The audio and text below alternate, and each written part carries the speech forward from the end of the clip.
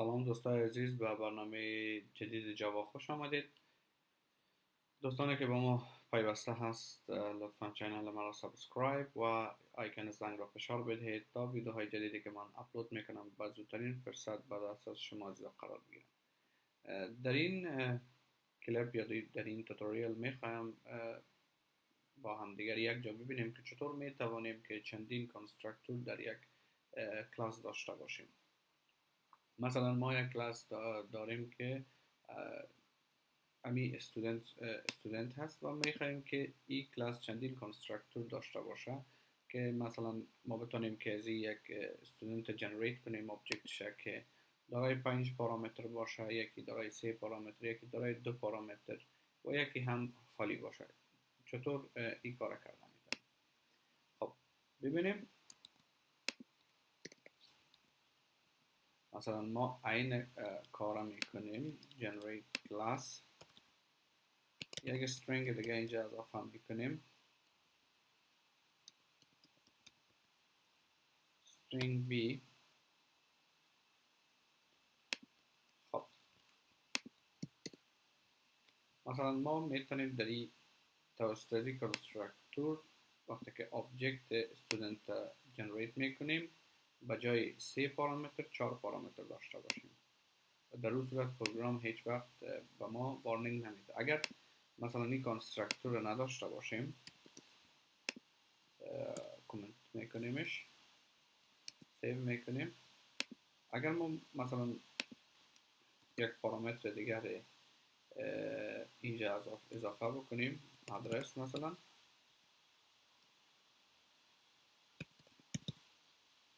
در اون صورت پروگرام با ما وارنینگ میده، میگه که یعنی the constructor student string که یک string داشته باشی، باز integer داشته باشی، باز string is undefined.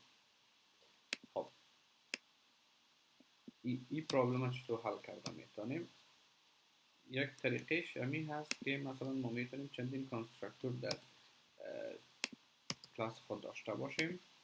یک پارامتر دیگر اینجا اضافه میکنیم، مثلا آدرس، که در اینجا برش میگیم که اگر پارامتر پنجم در داخل وقتی که object generate در اینجا کردیم 4 پارامتر بود، پس از این کنسترکتور استفاده بکن. this نقطه address مساوی به b.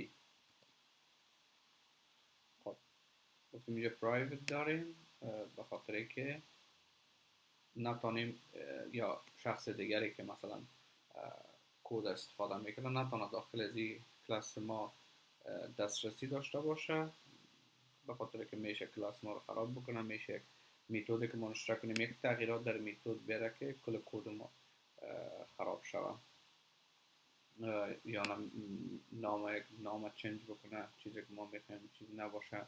به خاطر پرایوت می داشته باشیم که بیرون از کلاس کس به این پارامترهایی که ما در اینجا داریم دسترسی نداشته باشه.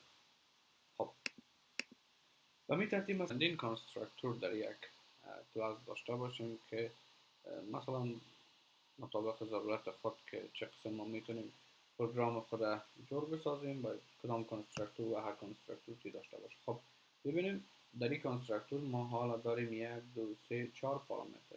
ما میتونیم مثلا استودنت دوم همراه با 4 پارامتر object جنریت کنیم که object داخلش هم یک string است، مثلا آدرسش هست کابل. درست؟ پروگرام در اینجا ما حالا دیگه وارنینگ نمیده، به خاطر که از این کنسترکتور که 5 پارامتر داره داخل خود از این کنسترکتور استفاده میکنه و در اینجا از این کنسترکتور که کنسترکتور 3 پارامتر در داخل خود داره از این استفاده میکنه. اگر ما دو دانه بسازیم، 2 پارامتر بسازیم، بعد پروگرام برای ما وارنینگ میده که تو کنسترکتور نداری که 3 پارامتر در اونجا 2 پارامتر در اونجا داشته باشی. خب یا 3 یا 4 پارامتر به می ترتیب میتونیم ما 5 کنسترکتور رو بسازیم که 5 پارامتر بگیرن. یا این کنسترکتور رو تغییر دادن میتونیم. خب نظر به کد خود، نظر به ای که چی میخوایم همراه کد خود کنیم میتونیم، یعنی مولتیپل کنسترکتور در پروگرام خود داشته باشیم. خب دوستای عزیز، این بود درباره داشتن مولتیپل کنسترکتور در جاوا. در برنامه بعدی انشاءالله میبینیم که ما چطور میتونیم که استودنت مثلا همین استودنتی که ما در اینجا داریم چطور در یک اره سیوش بکنیم و بعد از اون چطور داخل اره شویم، معلوماتی که ما میخواییم از او بیرون بکشیم. در برنامه های بعدی انشاءالله میبینیم. تا برنامه